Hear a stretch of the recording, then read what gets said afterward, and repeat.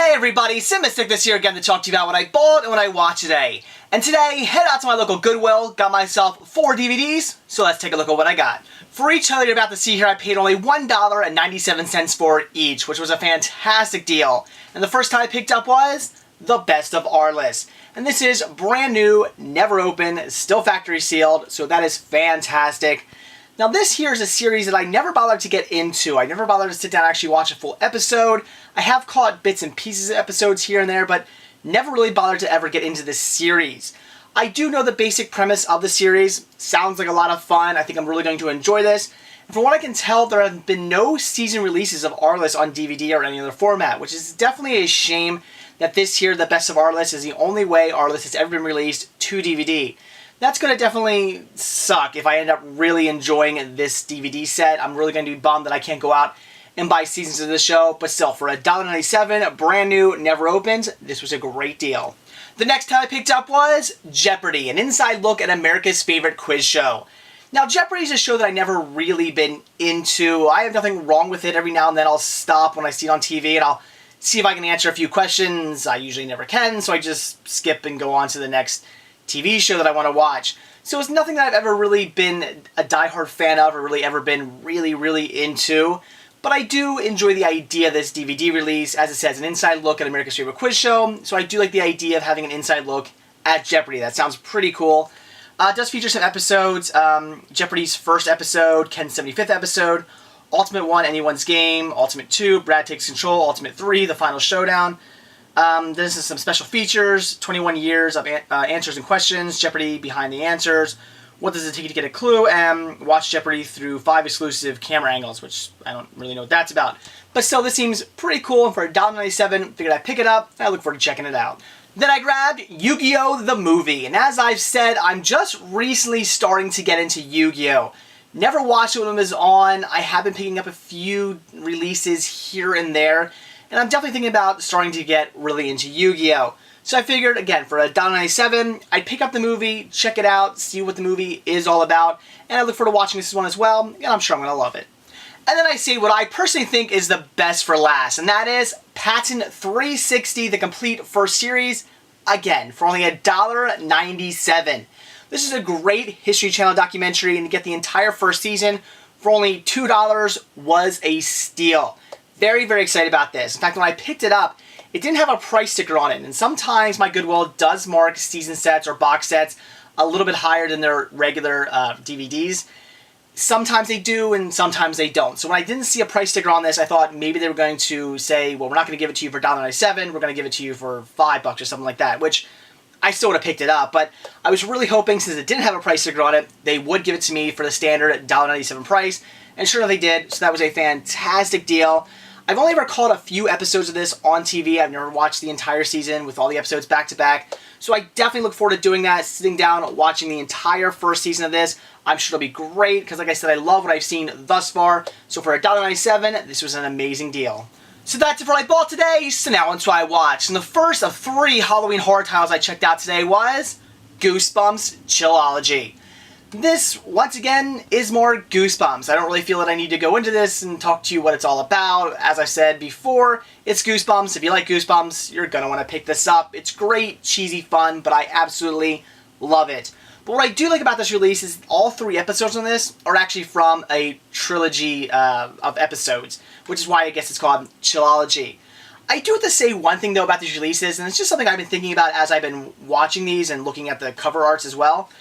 The cover arts never seem to really match up, for the most part, what happens in the actual episodes. There's no scene of a giant person walking around on a town. I mean, the premise of the trilogy here is about a little kind of model town that you get shrunk down into, but at no point do they ever, start walking like giants on it or anything like that. So, and with all the other Goosebumps releases, it's pretty much more of the same. Just a bunch of artwork that really has not very much to do with what the actual episodes are about, which is kind of odd. But still, this is great. It was really nice to sit down and watch all 3 episodes back to back, to watch the entire trilogy back to back. That was pretty cool.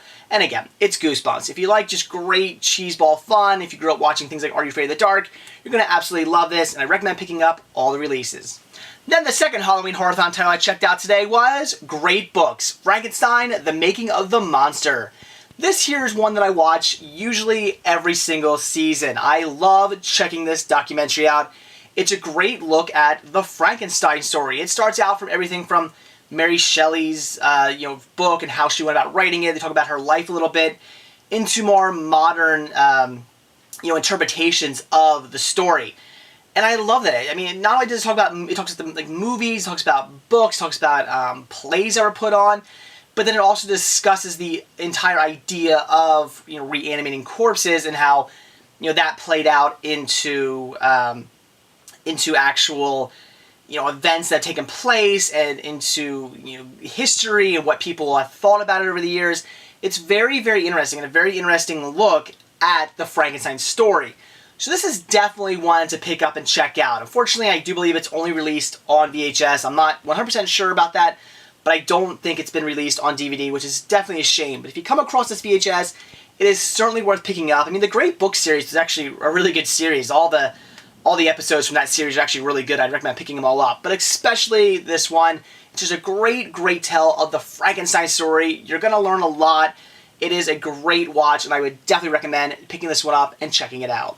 And the last Halloween Horrorthon title I checked out today was The Raven. And this movie pretty much lived up to all the reviews I've heard of this movie. And a lot of the reviews I've heard of this movie were very negative. And I would agree with a lot of them. It just wasn't all that great of a movie.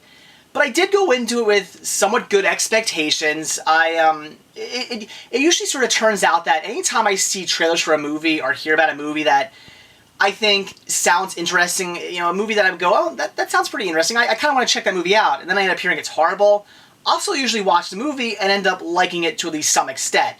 If everybody's saying a movie's horrible, then okay, fine. Chances are the movie's probably not going to be all that great. But again, I'll still like it at least to some extent. Not so much this one. Was it the worst movie I've ever seen? No, it wasn't absolutely wretched or god-awful. It was okay, but it just wasn't all that good either.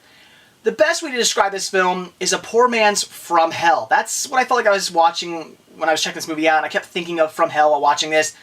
It's a murder mystery movie with horror elements. Again, just like From Hell.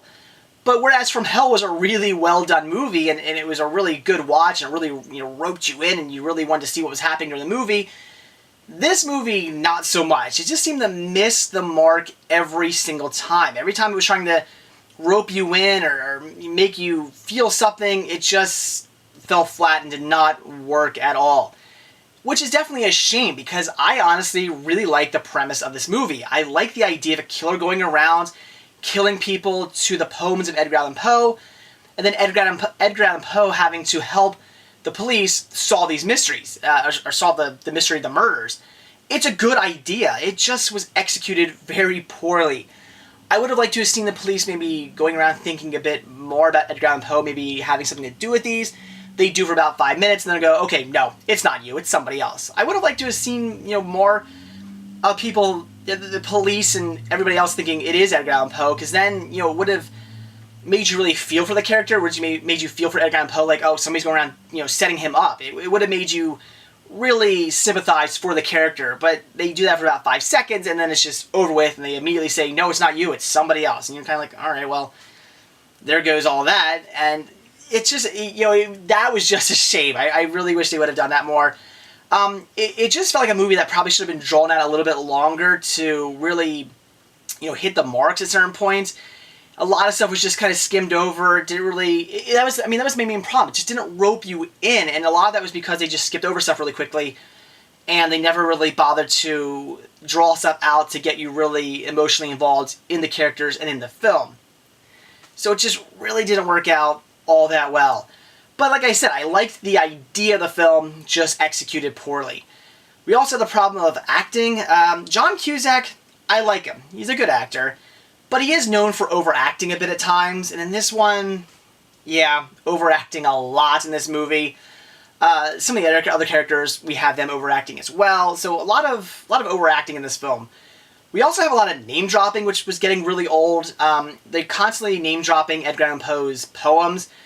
Every couple minutes they're like, The Telltale Hearts, Pit and the Pendulum, The Raven. They're constantly just throwing them in your face like this is a movie about Edgar Allan Poe. You know these poems. Get into the movie.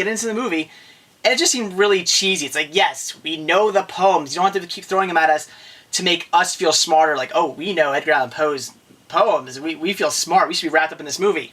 It wasn't working. Also, if I heard the word Baltimore one more time, I was going to scream. They really want you to know they're in Baltimore in this movie. They constantly say Baltimore.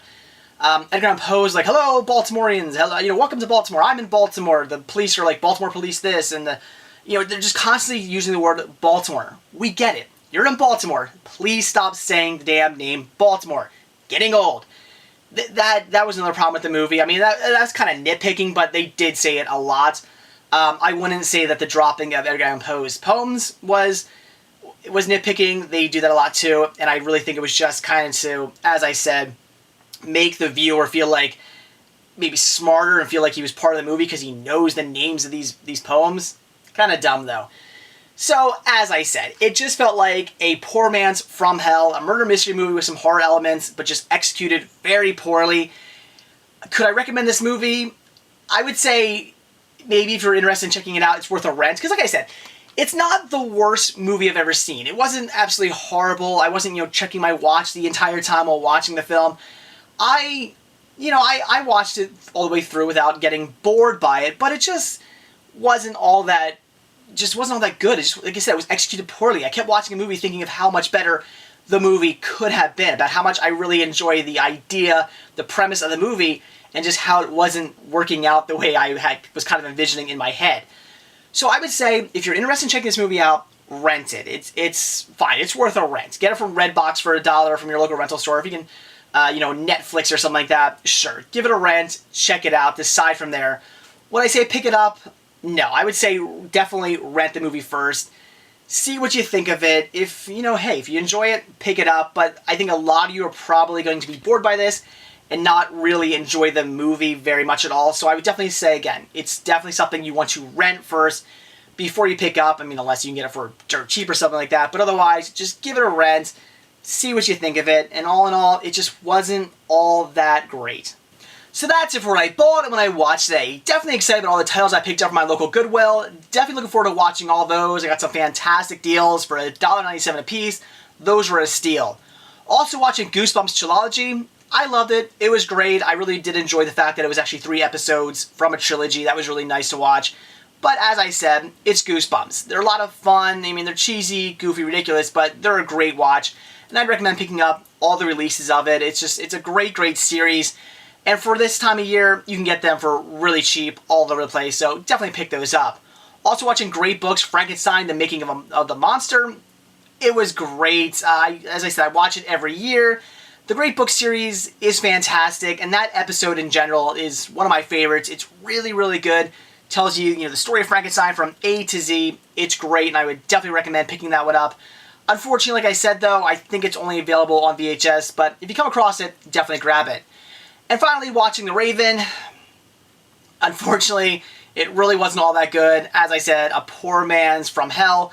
Just had a really good idea. There's a great idea there, just executed poorly, and just all in all, it was not a very good film. But if you are interested in checking it out, I would definitely say rent it first. Rent it for $1, see what you think of it, and then decide from there if you want to get it or not. But it's definitely a rental movie. So that's it. Thanks for watching. Stay tuned to see what I bought when I watch tomorrow. See ya.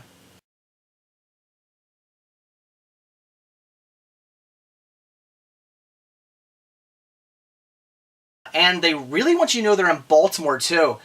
Because my God, do they ever say the name Baltimore a lot in this movie. Just like, I feel like every 15 minutes they're like, Baltimore, Baltimore, we're in Baltimore. Hello, Baltimore people. Welcome to Baltimore. Just stop saying Baltimore. So they really, really, really wanted you to know that's where they were. So, again, it just...